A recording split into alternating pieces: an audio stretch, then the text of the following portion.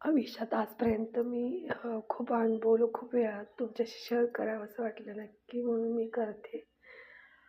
अ, या जीवनामध्ये ना कधीच कोणाकडनं अपेक्षा नाही करायची.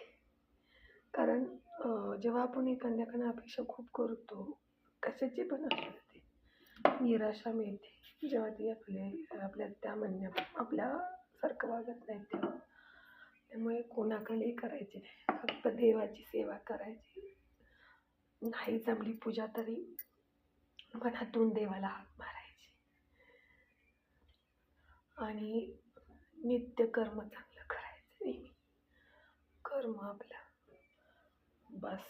आणि कधीच कोणाला तू काय करतोय, हे करणार आहे का, ते करणार, असं कधीच कोणाकडनं बोलायचं पण नाही आणि अपेक्षा पण करायची नाही. कोणाला बोलायचं नाही. आपल्याला जेवढं आपल्याला आतल्या आत आपण छान राहायचं, फ्रेश, आणि नित्यकर्म करायचं चांगलं. बस इतकंच माझ्या फॅमिलीशी शेअर करावं असं वाटलं म्हणून मी केलं.